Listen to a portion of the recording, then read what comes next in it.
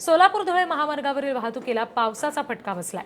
हिप्परगा तलाव ओव्हरफ्लो झालाय, त्यामुळे तुळजापूर नाका इथे ओढा ओव्हरफ्लो झालेला आहे। महामार्गावर ओढ्याचं पाणी आलंय आणि त्यामुळे वाहतूक विस्कळीत झालेली आहे। ही दृश्य बघतोय आपण। तुळजापूरवरून सोलापूरकडे जाणारी ही वाहतूक आहे जी आता संथ गतीने सुरू आहे। अनेकांची वाहनं याच्यामध्ये बंद पडलेली आहेत, धक्का मारून ती पुढे न्यावी लागतात। सोलापूर धुळे महामार्गावरची ही सगळी वाहतूक विस्कळीत झालेली आहे।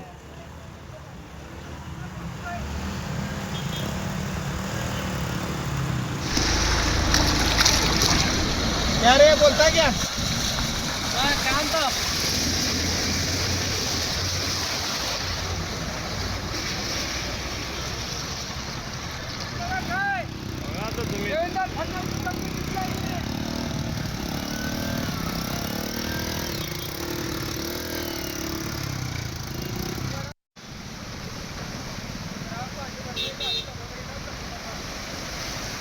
सोलापूर जिल्ह्यामध्ये सतत पडत असलेल्या पावसामुळे आता सोलापूर राष्ट्रीय महामार्गावरती मोठ्या प्रमाणात पाणी आल्याचं चित्र आपल्याला दिसून येते।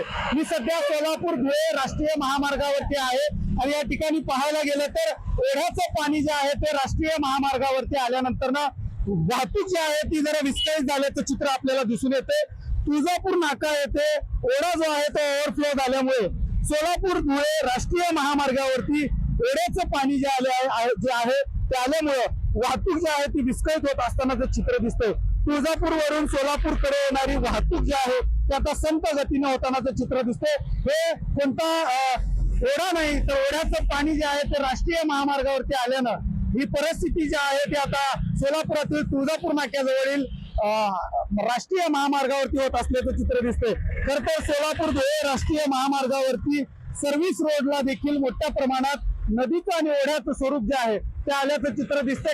सोलापूर जिल्ह्यामध्ये मोठ्या प्रमाणात पाऊस जो आहे तो गेल्या अनेक दिवसांपासून होतो आणि त्याचा फटका जो आहे तो या ठिकाणी या राष्ट्रीय महामार्गावरती वाहतुकीला होत असल्याचं चित्र आपल्याला दिसून येते। त्यामुळे मी कुठल्या ओढ्यात नसून राष्ट्रीय महामार्गावरती आहे आणि त्याची परिस्थिती आता आपण आपल्या या पुढारी न्यूजच्या माध्यमातून पाहिली आहे।